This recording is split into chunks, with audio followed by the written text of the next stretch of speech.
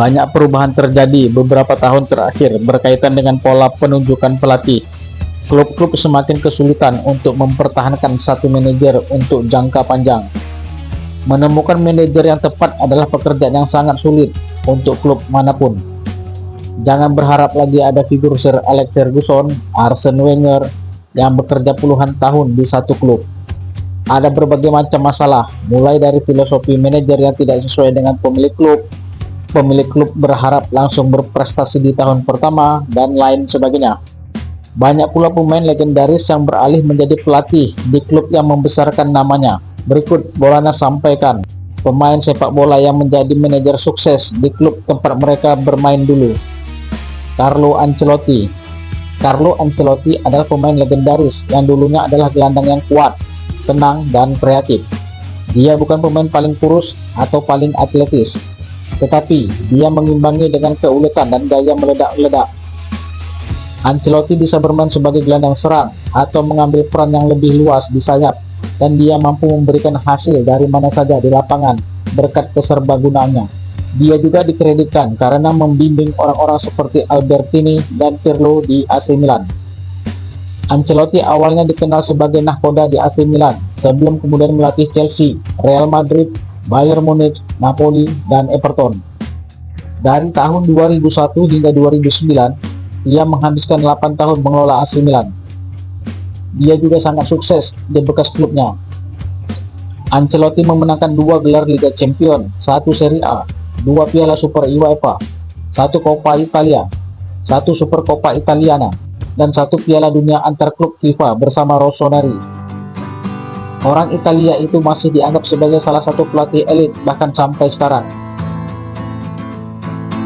Kenny Dalglish. Kenny Dalglish adalah bintang Liverpool saat mereka mengalami periode terbaik di kasta tertinggi Inggris di tahun 1980-an. Dia memenangkan 22 gelar penting selama tugasnya sebagai pemain di Marseille. Sebagai penyerang Liverpool, Dalglish memenangkan 6 gelar Liga Papan Atas Inggris dan 3 Piala Eropa selain beberapa gelar lainnya. Dalglish menurunkan dirinya ke dalam peran manajerial di Liverpool setelah kepergian Joe Pagan. Pria asal Skotlandia itu kemudian memastikan bahwa Liverpool mempertahankan performa terbaiknya selama beberapa tahun ke depan dengan memenangkan 3 gelar Liga Inggris, 2 Piala FA, dan 2 perisai amal sebelum menghentikannya pada tahun 1991. Kenny Dalglish kemudian kembali untuk mengelola Liverpool pada tahun 2011 setelah pemecatan Roy Hodgson, dan meskipun dia tidak bertahan lama, dia masih memimpin tim ke 2 final piala dan memenangkan Piala Liga Inggris. Kenny Dalglish selamanya akan dianggap sebagai legenda di Anfield. Zinedine Zidane. Zinedine Zidane adalah seorang pesulap sejati dengan bola di kakinya. Salah satu gelandang terbaik dari generasi yang tidak kekurangan talenta. Dia adalah pemenang Piala Dunia. Dia menghabiskan 5 tahun di Real Madrid dari 2001 sampai 2006. Dan memenangkan La Liga, gelar Liga Champions UEFA, Piala Super UEFA, dan Piala Intercontinental masing-masing 1 kali. Dia juga memenangkan Super Copa de Espana dalam 2 kesempatan. Setelah mempelajari seluk-beluk sebagai pelatih di Akademi Muda Real Madrid, Zinedine Zidane diberi tanggung jawab untuk memegang tim senior. Banyak yang percaya bahwa itu adalah keputusan yang keliru. Namun, melawan banyak rintangan, Zinedine Zidane memberikan hasil yang mencengangkan. Dalam tugas pertamanya bersama klub, Zidane memenangkan 3 gelar Liga Champions UEFA berturut-turut. Dia juga memenangkan 1 kali gelar La Liga dan Piala Super UEFA pada 2 kesempatan. Zidane kemudian memutuskan untuk beralih ke tantangan lain.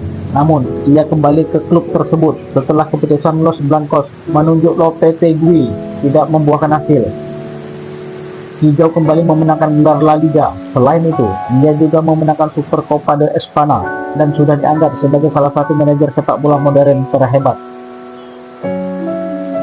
Pep Guardiola dianggap oleh Johan Cruyff sebagai salah satu gelandang terhebat di generasinya. Pep Guardiola adalah salah satu teknisi terbaik yang pernah bermain di lini tengah Barcelona. Pep pernah bekerja sebagai playmaker untuk salah satu tim paling dominan Barcelona sepanjang masa yang memenangkan 6 gelar La Liga antara 1990 hingga 1999, termasuk 4 gelar berturut-turut. Dia juga memenangkan Piala Eropa sekali dan Supercopa de España pada 4 kesempatan. Gaya bermain Pep dikatakan telah menginspirasi orang-orang seperti Andreas Iniesta dan Xavi Hernandez untuk menjadi model permainan mereka setelah dia. Pep Guardiola dengan mudah menjadi salah satu manajer terbaik abad ke-21 dan di Barcelona, dia mungkin mengelola tim klub terhebat sejak pergantian milenium.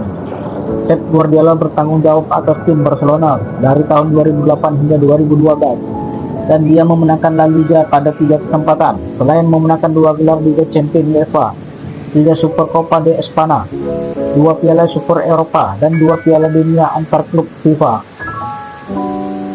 Johan Cruyff.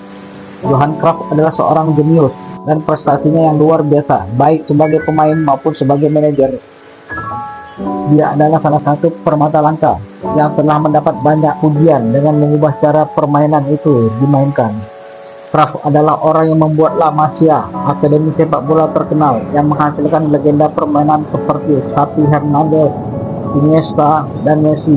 Seperti sekarang ini, Cruyff adalah bakat generasi, memenangkan Ballon d'Or pada 3 kesempatan pada tahun 1971, 1973, dan 1974. Orang Belanda satu ini adalah pendukung teori total football yang telah dan masih diadopsi oleh beberapa manajer top. Cruyff menjadi pusat perhatian saat Ajax memenangkan 3 Piala Eropa, selain 8 gelar domestik dan 1 Piala Interkontinental. Setelah pindah ke Barcelona pada tahun 1973, ia bermain untuk klub tersebut hingga 1978 dan masing-masing memenangkan gelar La Liga dan Copa del Rey.